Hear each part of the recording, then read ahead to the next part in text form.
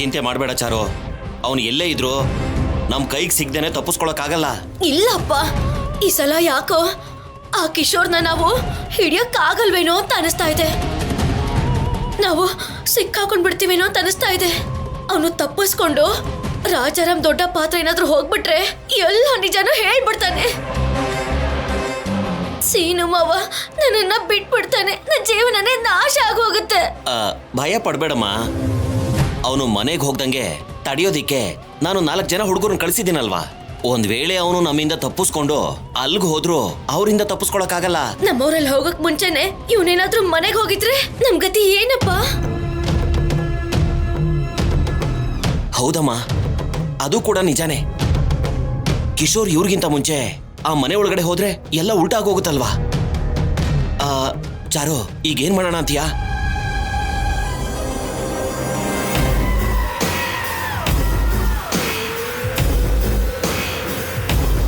ಇಲ್ಲ ನೋಡಮ್ಮ, ಆ ಕಿಶೋರ್ ಬಂದಿದ್ದಾನೋ ಇಲ್ವೋ ಅಂತ ಒಂದ್ಸಲ ನಿಮ್ ಚಿಕ್ಕಮ್ಮನ್ ಫೋನ್ ಮಾಡಿ ಕೇಳ್ತೀಯಾ? ಸರಿಯಾಗಿ ಹೇಳಿದ್ರಿ, ಕರೆಕ್ಟು. ಚಾರು, ಹುಷಾರು. ನೀನು ಕಿಶೋರ್ ಬಗ್ಗೆ ವಿಚಾರಿಸಿದ್ರೆ ಆಗ ನಿಮ್ ಚಿಕ್ಕಮ್ಮನಿಗೆ ಅನುಮಾನ ಬರುತ್ತೇನೋ. ಹೌದು, ನನಗೆ ಗೊತ್ತಪ್ಪ.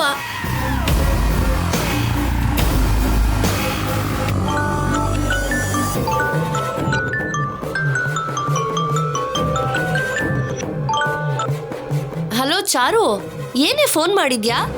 ಅಲ್ಲ, ನೀನ್ ಎಲ್ಲಿದ್ಯಾ? ಅಪ್ಪೋ ಚಿಕ್ಕಮ್ಮ, ನಾನು ಎಲ್ಲಿದ್ದೀನಿ, ಏನ್ ಮಾಡ್ತಾ ಇದ್ದೀನಿ ಅನ್ನೋದು ಪಕ್ಕಕ್ಕಿಡು. ನಾನು ಒಂದ್ ಅರ್ಜೆಂಟ್ ಕೆಲ್ಸದ ಮೇಲೆ ನಿನಗೆ ಫೋನ್ ಮಾಡಿದ್ದು.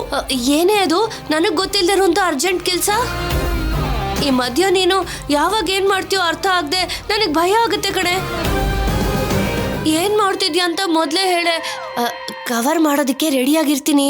ಅಪ್ಪೋ ಚಿಕ್ಕಮ್ಮ, ಹಾಗೆಲ್ಲ ಏನೂ ಇಲ್ಲ. ಏನೂ ಇಲ್ಲದೆ ಇದ್ರೆ ಸಂತೋಷನೇ ಬಿಡು.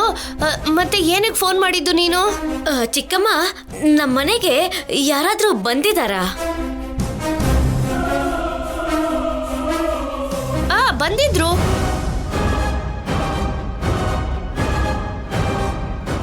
ಯಾರು ಯಾರು ಯಾರು? ಅದೇ ಕಣೆ, ರಾಜಲಕ್ಷ್ಮಿ ಸೀನು ಹಾಸ್ಪಿಟಲ್ ಇಂದ ಬಂದ್ರು. ಆ ಹುಡುಗ, ಅದೇ ಶೌರ್ಯ ಇದಾನಲ್ಲ, ಅವನ್ಗೇನು ಆಗ್ಲಿಲ್ವಂತೆ, ಚೆನ್ನಾಗೇ ಇದಾನಂತೆ. ಮನೆಗ್ ಕೂಡ ಕರ್ಕೊಂಡು ಹೋದ್ರಂತೆ. ಅಪ್ಪಾ ಚಿಕ್ಕಮ್ಮ, ನಾನು ಅವ್ರ ಬಗ್ಗೆ ಕೇಳ್ತಿಲ್ಲ ಚಿಕ್ಕಮ್ಮ.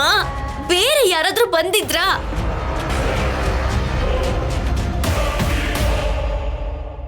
ಹಾ, ಬಂದಿದ್ರು. ಯಾರು ಬಂದಿದ್ರು? ಅದೇ ನಮ್ ದೊಡ್ಡಯ್ಯ ಬಂದಿದ್ದ. ಅಲ್ಲ, ಅವ್ರನ್ನ ಯಾಕೆ ಕೇಳ್ತಿದ್ಯಾ? ಅವ್ರ ಹತ್ರ ಏನಾದ್ರು ಕೆಲ್ಸ ಆಯ್ತಾ? ಅಯ್ಯೋ, ಅವ್ರ ಹತ್ರ ನನ್ಗೇನ್ ಕೆಲ್ಸ ಇರುತ್ತೆ ಚಿಕ್ಕಮ್ಮ. ಈ ದೊಡ್ಡಯ್ಯ ಚಿಕ್ಕಯ್ಯ ಇವ್ರನ್ನೆಲ್ಲ ಬಿಟ್ಟು ನಮ್ಮವ್ರು ಯಾರಾದ್ರೂ ಬಂದಿದ್ರ ಅಂತ ಹೇಳು ಚಿಕ್ಕಮ್ಮ.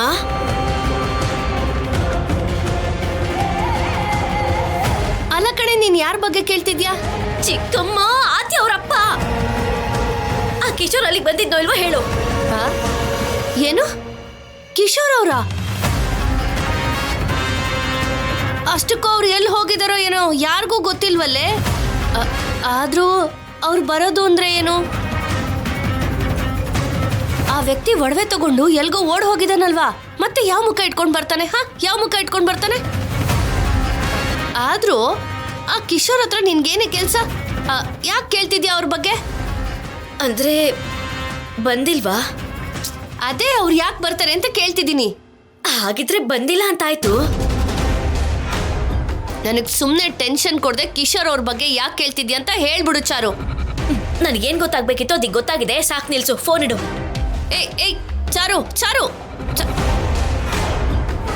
ಅಪ್ಪ, ಅವನಿನ್ನು ಮನೆಗೆ ಹೋಗಿಲ್ವಂತೆ. ಹಾಗಾದ್ರೆ ಇನ್ನೇನು ಭಯ ಇಲ್ಲಮ್ಮ. ಅಷ್ಟರಲ್ಲಿ ನಮ್ಮ ಹುಡುಗರು ಆ ಮನೆಗೆ ಹೋಗ್ತಾರೆ. ಅವನ್ ಬಂದ್ರೆ ಹಿಡ್ಕೊಂಡು ನಮ್ಮ ಹತ್ರ ಕರ್ಕೊಂಡ್ ಬರ್ತಾರೆ. ಅಷ್ಟರಲ್ಲಿ ಇನ್ನೆಲ್ಲಾದ್ರೂ ಇದ್ದಾನ ಅಂತ ಹೋಗಿ ನೋಡ್ಕೊಂಡ್ ಬರೋಣ ಬಾಮ್ಮ. ನಡಿ. ಅಯ್ಯೋ, ಯಾರ ಜೊತೆ ಮಾತಾಡ್ತಿದ್ದೆ ಫೋನಲ್ಲಿ? ಚಾರು ಹತ್ರ. ಅತ್ಗೆ ಚಾರು ಜೊತೆನಾ? ಏನಂತೆ? ಅಷ್ಟಕ್ಕೂ ಅವಳು ಎಲ್ಲಿಗೆ ಹೋಗಿದ್ದಾಳೆ? ಅಯ್ಯೋ, ಏನೋ ಅತ್ಗೆ, ಎಲ್ಲಿದ್ದಾಳೆ ಅಂತ ಹೇಳ್ತಿಲ್ಲ. ಫೋನ್ ಮಾಡಿ ಕಿಶೋರ್ ಬಂದ್ರ ಅಂತ ಟೆನ್ಷನ್ ಅಲ್ಲಿ ಕೇಳ್ತಿದ್ದಾಳೆ. ಏನು? ಕಿಶೋರ್ ಅವ್ರ ಬಗ್ಗೆ ಕೇಳಿದ್ಲಾ? ಒಡವೆಗಳನ್ನ ಕಳ್ತನ ಮಾಡ್ಕೊಂಡು ಹೋಗಿದ್ ಕಳ್ಳನ್ ಬಗ್ಗೆ ಇವಳು ಯಾಕೆ ವಿಚಾರಿಸ್ತಿದ್ದಾಳೆ? ನಮ್ಮ ಅದೃಷ್ಟ ಚೆನ್ನಾಗಿತ್ತು, ಅದಕ್ಕೆ ಪೊಲೀಸರು ಆ ಒಡವೆಗಳನ್ನ ನಮಗೆ ತಂದು ಕೊಟ್ಟಿದ್ದಕ್ಕೆ ಸರಿ ಹೋಯ್ತು. ಇಲ್ಲ ಅಂದಿದ್ರೆ ಎಲ್ಲ ಕಳ್ಕೊತಿದ್ವಿ. ಕಿಶೋರ್ ಬಂದ್ರ ಅಂತ ಕೇಳಿದ್ಲು ಅಂತಂದ್ರೆ ಅವ್ರು ಬರ್ತಾರೆ ಅಂತ ಅವಳು ಗೊತ್ತಿದೆ ಅಂದ ಹಾಗೆ ತಾನೆ. ಎಲ್ಲಿದ್ದಾರಂತವ್ರು? ಅವ್ರ ಜೊತೆ ಇವಳಿಗೇನ್ ಕೆಲ್ಸ? ಅದೇ ನನಗೂ ಅರ್ಥ ಆಗ್ತಿಲ್ಲ ಅತ್ಗೆ. ಅಷ್ಟಕ್ಕೂ ಕಿಶೋರ್ ಬಗ್ಗೆ ಯಾಕೆ ಕೇಳ್ತಿದ್ಯಾ ಅಂದ್ರೆ ಏನು ಹೇಳ್ದೇನೆ ಟಕ್ಕಂತ ಫೋನ್ ಇಟ್ಬಿಟ್ಲು. ಪಾರ್ವತಿ, ನಮಗ್ ಗೊತ್ತಿಲ್ದೇ ಇರೋ ಹಾಗೆ ಏನೋ ಒಳಗೆ ಗುಟ್ ನಡೆಸ್ತಾ ಇದ್ದಾಳೆ. ಹೌದೌದು ಅತ್ಗೆ, ನನಗೂ ಹಾಗೆ ಅನ್ನಿಸ್ತಾ ಇದೆ.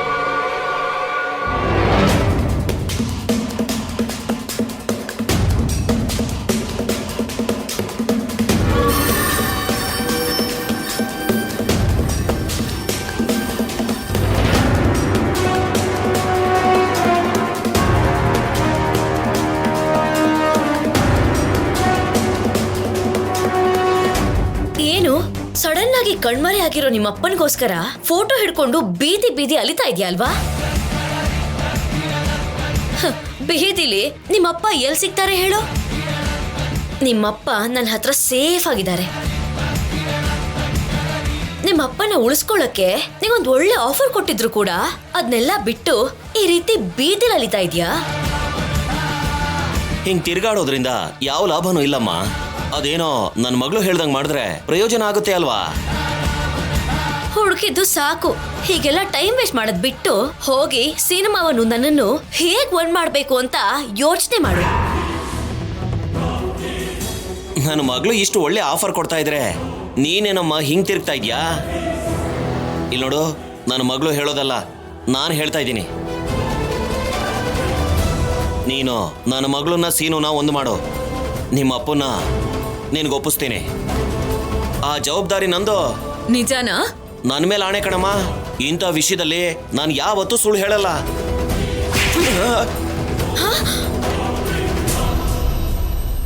ಏಯ್, ನಮ್ಮಪ್ಪನ್ನೇ ಹೊಡಿತೀನಿ ನೀನು. ನಿನಗ್ ಹೊಡಿಲಿಲ್ಲ ಅಂತ ಬೇಜಾರಾಗ್ತಿದ್ಯಾ?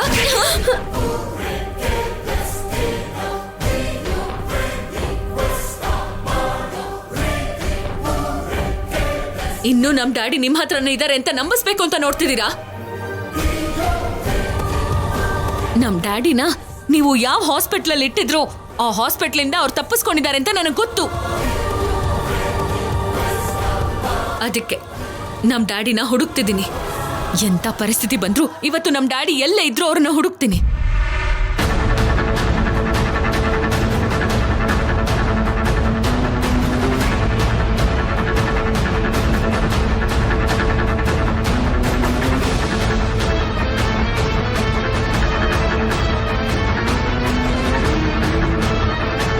ನನಗ್ ಸಿಗದೆ ಹೋದ್ರು ನೇರವಾಗಿ ಮನೆಗೆ ಹೋಗ್ತಾರೆ. ನನಗ್ ಸಿಗದೆ ಅವ್ರೇನಾದ್ರೂ ನೇರವಾಗಿ ಮನೆಗೆ ಹೋದ್ರೆ ಅವರಿಗೆ ಆಕ್ಸಿಡೆಂಟ್ ಮಾಡಿಸಿ ಸಾವು ಬದುಕಿನ ಮಧ್ಯ ಅವರನ್ನ ಹಾಸ್ಪಿಟ್ಲಲ್ಲಿ ಬಚ್ಚಿಟ್ಟು ನನಗೆ ಅವ್ರಿಗೆ ಎಷ್ಟು ನೋವು ಕೊಟ್ಟಿದ್ದೀರಾ ಅಂತ ಇವತ್ತು ದೊಡ್ಡಪ್ಪನ್ ಗೊತ್ತಾಗತ್ತೆ.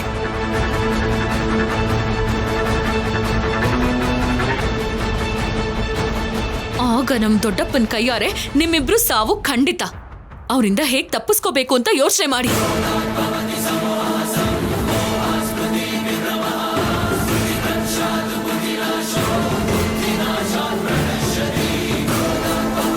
ಅವನು ಹಾಸ್ಪಿಟ್ಲಿಂದ ತಪ್ಪಿಸ್ಕೊಂಡಿರೋ ವಿಷಯ ಗೊತ್ತಾಗಿದೆ ಅಂದ್ರೆ ಈಗ ನಮ್ಮಿಬ್ರು ಮಾತು ಎಲ್ಲಿ ಕೇಳ್ತಾಳಮ್ಮ?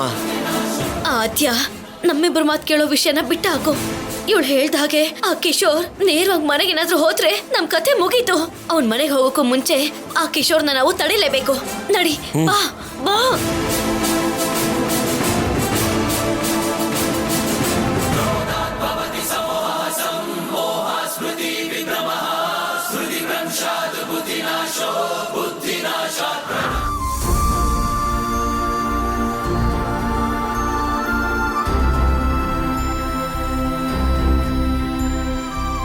ಏನ್ ಜಾನಕಿ ಹಾಗೆ ನೋಡ್ತಿದ್ಯಾ? ಎಲ್ಲಿಗೆ ಹೊರಟಿದ್ದೀನಿ ಅಂತನಾ? ಶೌರ್ಯ ಸಾವನ್ವರೆಗೂ ಹೋಗಿ ವಾಪಸ್ ಬರೋದಕ್ಕೆ ಒಂದು ರೀತಿಯಲ್ಲಿ ನಾನು ಕಾರಣನೇ ಅಲ್ವಾ? ಆ ಹುಡುಗ ಕ್ಷೇಮವಾಗಿ ಮನೆ ತಲುಪಿದಾನೆ ಅಂತ ಗೊತ್ತಾದ್ಮೇಲೆ ಹೋಗೊಂದ್ಸಲ ನೋಡ್ ಬರೋದು ನನ್ನ ಧರ್ಮ ಅಲ್ವಾ? ನೀವು ಹೋಗ್ತಿದ್ದೀರಾ? ಹೋಗ್ಲೇಬೇಕಲ್ವಾ? ಮಾಡದೇ ಇರೋ ತಪ್ಪಿಗೆ ಆರೋಪ ಹೊತ್ಕೊಂಡು ಏಟ್ ತಿಂದ. ಆದ್ರೂ ನನ್ನ ಮಗಳು ಕ್ಷೇಮವಾಗಿದ್ರೆ ಸಾಕು ಅಂತ ಅನ್ಕೊಂಡ. ಅವನು ಒಳ್ಳೆ ಮನ್ಸು ನನ್ನ ಮಗಳಿಗೆ ಅರ್ಥ ಆದಾಗ ನನಗೆ ಅರ್ಥನೇ ಆಗ್ಲಿಲ್ಲ. ಈಗ ಅರ್ಥ ಆಗಿದೆ, ಸಾಮಾನ್ಯ ವ್ಯಕ್ತಿಯಾಗಲ್ಲ, ಭಾವಿ ಮಾವನಾಗಿ ಹೋಗಿ ನೋಡ್ಕೊಂಡು ಬರೋಣ ಅಂತ ಅನ್ಕೊಂಡಿದ್ದೀನಿ.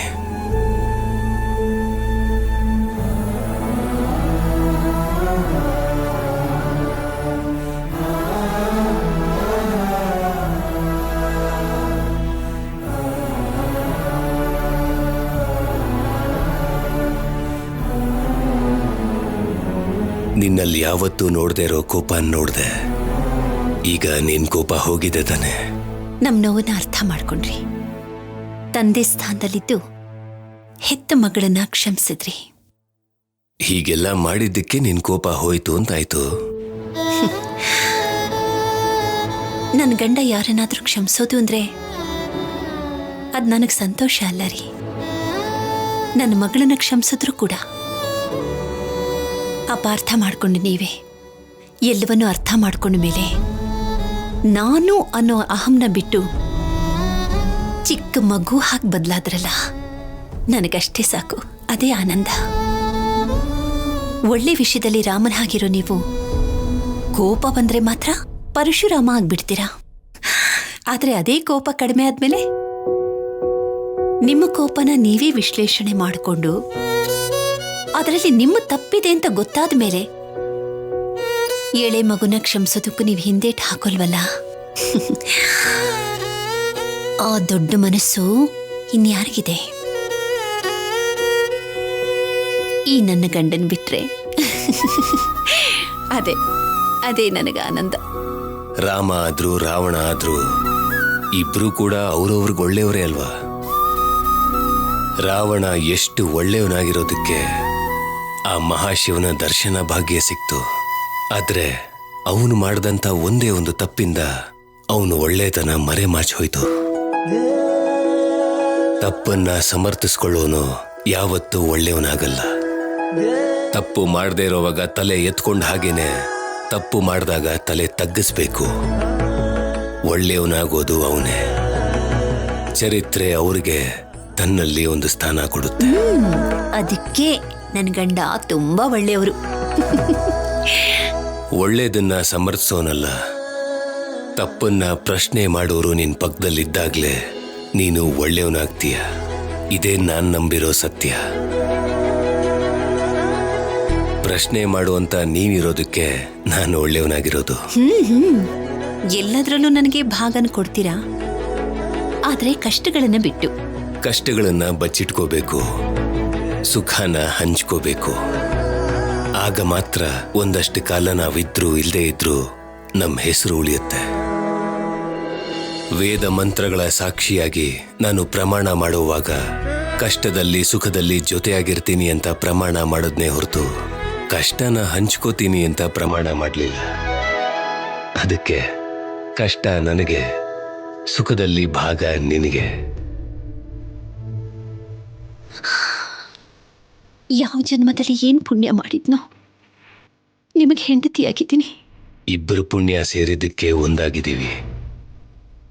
ನಮ್ಮ ಹಾಗೆ ರಾಜಿ ಶೌರ್ಯ ಕೂಡ 4 ಜನರಿಗೆ ಆದರ್ಶ ದಂಪತಿಗಳಾಗ್ತಾರೆ.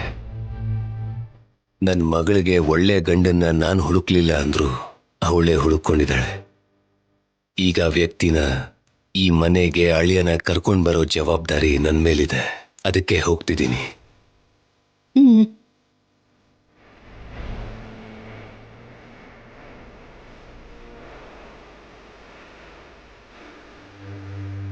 ರಾಜು, ಎಲ್ಲೋ ಹೊರಗಡೆ ಹೋಗ್ತಿರೋ ಹಾಗಿದೆ. ಹೌದಮ್ಮ, ಶೌರ್ಯನ್ ಮನೆಗೆ ಹೊರಟಿದ್ದೀನಿ. ಹೇಗಿದ್ದಾನೆ ಅಂತ ವಿಚಾರಿಸ್ಕೊಂಡು ಬರ್ತೀನಿ. ನೀನು ಹೋಗ್ತಿದ್ಯಾ? ನನ್ನ ಮಗಳು ತಪ್ಪು ಮಾಡಲಿಲ್ಲ, ನನ್ನ ಭಾವಿ ಅಳಿಯನು ತಪ್ಪು ಮಾಡಿಲ್ಲ. ಹೋಗಿ ವಿಚಾರಿಸ್ಕೊಳ್ದೆ ತಪ್ಪು ಮಾಡು ಅಂತ ಹೇಳ್ತಿದ್ದೀನಮ್ಮ.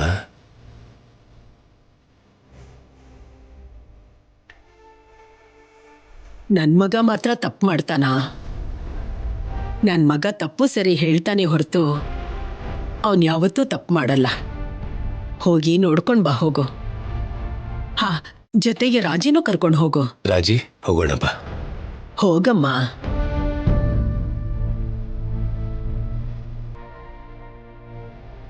ಮಗಳ ಕಷ್ಟ ದೂರ ಆಗಿರೋ ಸಂತೋಷ ಈ ಮುಖದಲ್ಲಿ ಕಾಣಿಸ್ತಿದೆ ಜಾನಕಿ. ಅವ್ರು ಸಂತೋಷವಾಗಿದ್ರೆ ನಾನು ಸಂತೋಷವಾಗಿರ್ತೀನಲ್ವಾ ಅತ್ತೆ? ಅವನ್ ನಕ್ಕಿದ್ರೆ ಈ ಮನೇನೂ ನಗತ್ತೆ.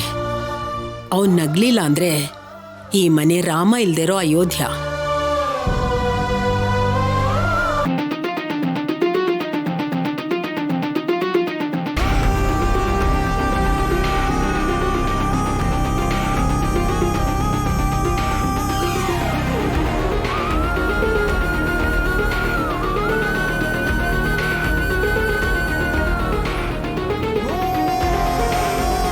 ಇಲ್ಲೋಡಿ, ಇಲ್ಲೋಡಿ. ಏನ್ ಬೇಕಿತ್ತು? ದಾಹ ಆಗ್ತಿದೆ, ನನಗೆ ಸ್ವಲ್ಪ ನೀರು ಕೊಡ್ತೀರಾ? ತರ್ತೀನಿ ತಡೀರಿ.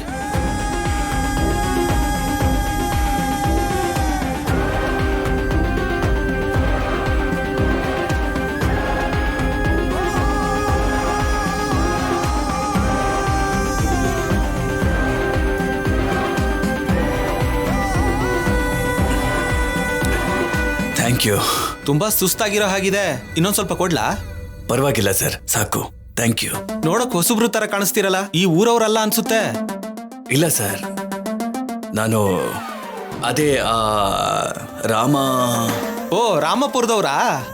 ಹಾ ಹೌದು ಸರ್, ರಾಮಾಪುರಕ್ಕೆ ಹೋಗ್ಬೇಕು. ಎಷ್ಟು ದೂರ ಇದೆ? ಅಯ್ಯೋ, ಅದು ಇಲ್ಲೆಲ್ಲಿದೆ? ಇಲ್ಲಿಂದ ಒಂದ್ 4 ಊರ್ ಬಿಟ್ಟು ಹೋಗ್ಬೇಕು. ಹೌದಾ? ನಮ್ಮ ಮನೆಯವ್ರಿಗೆ ಫೋನ್ ಮಾಡೋಣ ಅಂದ್ರೆ ನನ್ನ ಹತ್ರ ಫೋನ್ ಇಲ್ಲ. ನೀವು ಏನು ಅನ್ಕೊಳ್ಳಲ್ಲ ಅಂದ್ರೆ ಒಂದ್ ಸ್ವಲ್ಪ ನಿಮ್ ಫೋನ್ ಕೊಡ್ತೀರಾ? ಸರಿ, ಕೊಡ್ತೀನಿ.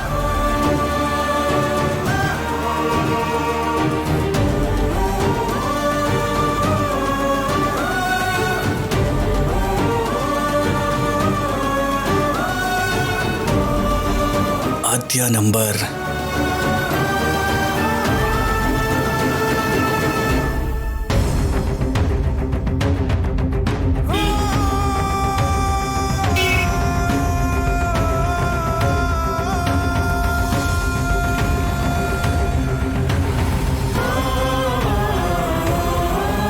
ಆದ್ಯ. ಅಮ್ಮ ಆದ್ಯ, ಫೋನ್ ರಿಸೀವ್ ಮಾಡಮ್ಮ.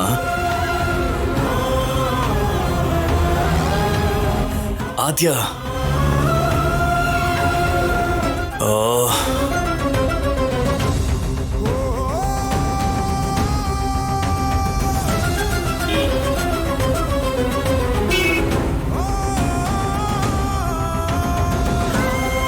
ಕಮಾನ್ ಆದ್ಯ, ಫೋನ್ ರಿಸೀವ್ ಮಾಡು.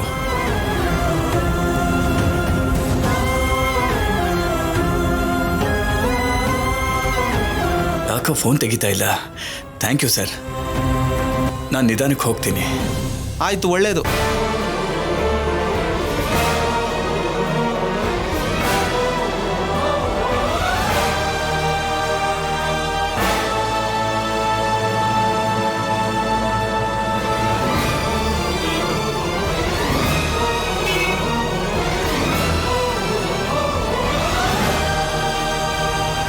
ಯಾರೋ ಫೋನ್ ಮಾಡಿರೋ ಹಾಗಿದೆ. ಯಾರ್ದೀ ನಂಬರ್?